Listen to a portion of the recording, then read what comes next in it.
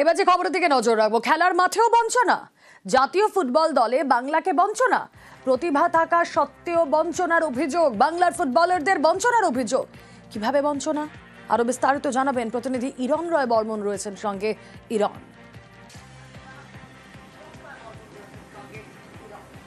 একদমই দেখো, অরূপ বিশ্বাস রাজ্যের ক্রীড়ামন্ত্রী তিনি আজকে একটি সাংবাদিক সম্মেলন ডেকেছিলেন। সেই সাংবাদিক সম্মেলনে তিনি একটি টুর্নামেন্টের কথা ঘোষণা করলেন, স্বামী বিবেকানন্দের নামাঙ্কিত জেলাভিত্তিক টুর্নামেন্ট।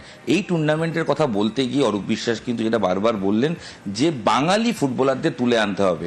এই প্রসঙ্গে কেন বাঙালি ফুটবলারদের তুলে আনা, কারণ দেশ জুড়ে বাঙালি ফুটবলার যাতে আরও সুযোগ পায় সেই দিকে।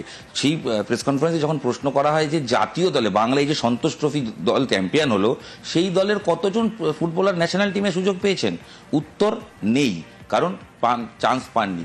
সেখানেই কিন্তু রাজ্যের ক্রীড়ামন্ত্রী অরূপ বিশ্বাস সরব হয়েছেন। তিনি স্পষ্ট করে বলেছেন যে বাঙালি ফুটবলাররা বঞ্চিত হচ্ছেন ন্যাশনাল টিমে, ন্যাশনাল টিম সিলেকশনের ক্ষেত্রে বাঙালি ফুটবলার হিসেবে তাদেরকে প্রাধান্য দেওয়া হচ্ছে না। বাংলায় প্রচুর প্রতিভা রয়েছে, সন্তোষ ট্রফি মানেই হচ্ছে একটা সর্বভারতীয় টুর্নামেন্ট এবং দেশের সেরা রাজ্য হয়েছে বাংলা।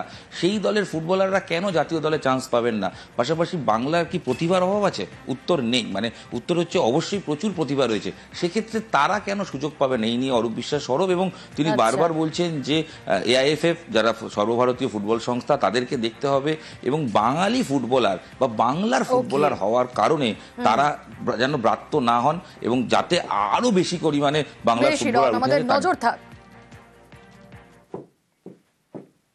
যদি এআইএফএফ ইচ্ছাকৃতভাবে বাংলার ফুটবলারদের বাদ দেন, তাহলে আপনি বা আমি কি করতে পারি? প্রতিবাদ করতে পারি, চিৎকার করতে পারি, তার বাইরে তো আমার কিছু করার নেই। কারণ এআইএফএফ তো স্বশাসিত সংস্থা।